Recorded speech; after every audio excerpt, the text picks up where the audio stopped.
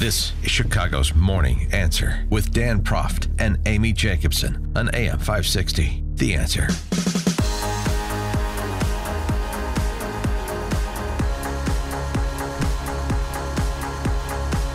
Good morning, Dan and Amy. And are you ready to have a discussion on the 5 stages of psychosexual development, Amy? I'm so ready. Yeah. I thought you'd never ask. I don't know if we'll have time for that, but we do need to get to the ego, and the superego.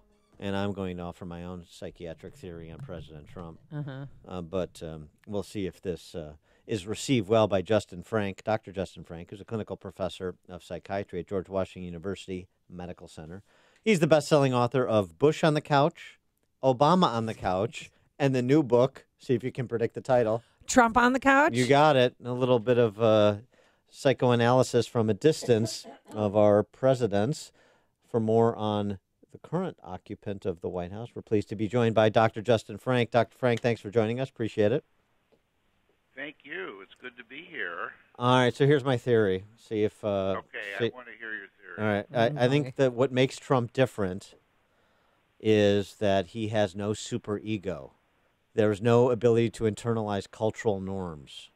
And that's what separates him from mere mortals like you and I.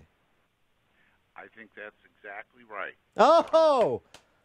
All right, thanks for coming on the show. And I think I got I got a B in psych at Northwestern too. So interview is now over. Fabulous. No, actually, he has holes in his superego. It's called the Swiss cheese superego, and but they're pretty big, and so he doesn't have a lot of capacity for concern or anxiety about harming other people, which people with superegos usually have. They feel guilty or they're worried they're going to say something that's harmful, and he is just not. And so his appeal is great to so many people because he unleashes the part in all of us that would like not to have a superego.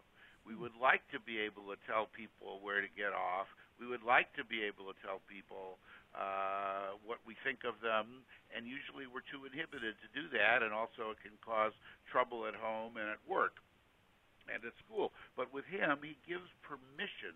So not only does he have no superego, like you said, you're absolutely right, he also, when you're president, you are the person who sets the tone for a lot of people in the rest of the country. So without a superego, he gives permission for other people to be less concerned about what they say and the effect on other people. But sometimes sometimes he lets things get under his skin, though. So how would you describe that part and how that fits into a superego? You know, when he gets mad and he tweets things because he wants to be loved. Right. No. So the superego is about conscience, guilt. But there's many different layers in a personality. There's a whole separate layer of the self, which involves self-love, self-protection, survival issues. And so he's what's called a thin-skinned narcissist, meaning things get under his skin very quickly. And there are 2 kinds of narcissists in my field.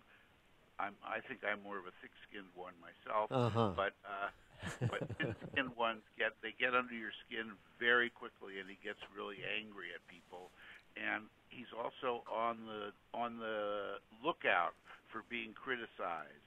And of course, I wrote this book really to help everybody, no matter what your political persuasion, understand more about this man and our president. I mean, because it's nice to have tools to be able to think about it, like you just did with the superego, and then you just did, Amy, with the thing about the thin skin.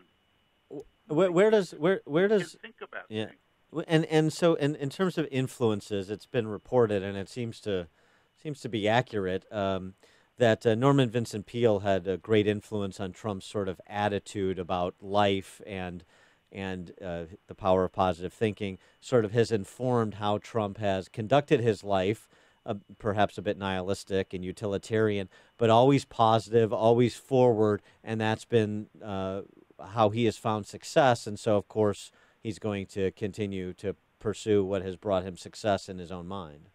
It's always positive. He really moves forward. One of the things I've admired about him is on the one hand, he's thin-skinned, but on the other hand, he seems to be able to pick himself up very quickly if somebody's, hit him or knocked him down. If he feels it, he just moves right forward. He's very positive. Norman Vincent Peale was a huge influence. He already started doing that for himself when he was younger, because I think that when I was examining his life and his history, he had a very early experience of feeling betrayed by his mother through no fault of her own. It was actually that when he was 2, he's the 4th child of 5, and when he was 2, she had their 5th child, his little brother, but when she went to the hospital, she didn't come back for quite a while. She had a hemorrhage, she had 4 surgeries, she almost died. And he was without a mother suddenly. And then when she finally came back, of course, it was with a rival, his little brother, Robert. So I think that feeling, and it didn't really get discussed because the father was the kind of guy who, when the mother was hospitalized and dying, it looked like, he told the older children, just go to school and pretend that nothing's going on, and I will tell you if your mother dies. I mean, it's that kind of thing at home.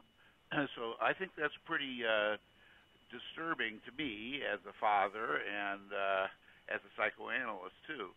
And so I think that he learned to kind of keep certain feelings aside. And then he decided to take care of himself if nobody else was going to do it. And so what he did as he got older, he had the positive thinking from Norman Vincent Peale, like you said, but he also became, instead of being betrayed, he became sort of the aggressor, the betrayer. He could get people into deals. He could do things, and he could take advantage of situations rather than being taken advantage of. That's why he writes in his books, when I fight, I hit back twice as hard when I'm in a fight.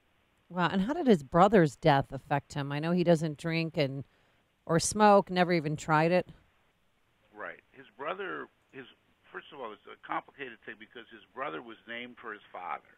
Mm-hmm. So his brother was really named to be the heir of the Trump family fortune and family name.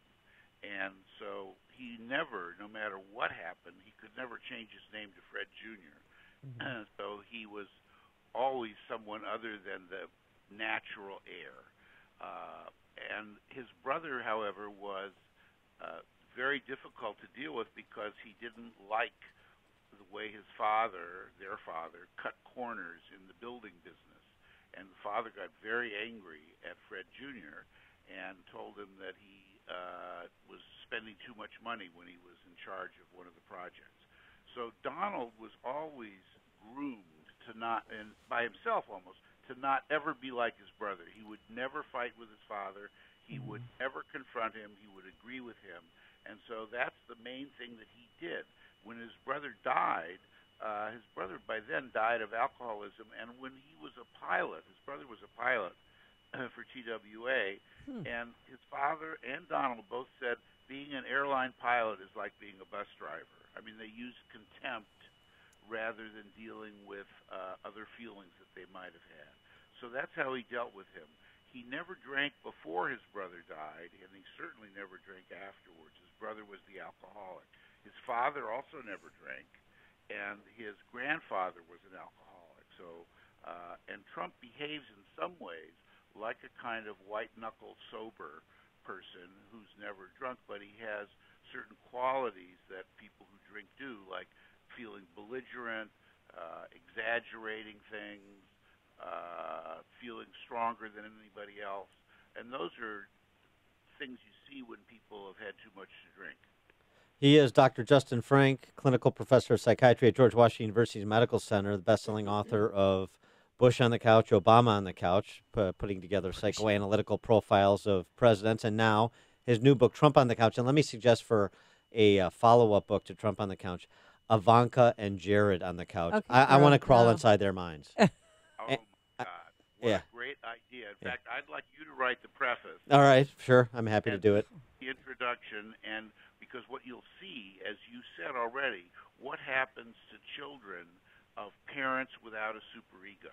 Yeah. How do they grow? Because fathers usually, historically at least, lay down the law, and they tell children about right and wrong. The Ten Commandments, thou shalt not kill, honor thy parents, don't steal, all that stuff, those are written for 5-year-olds, really. Right. And it's like to set rules about how to live, and he didn't have that. One of the things that happened, yeah.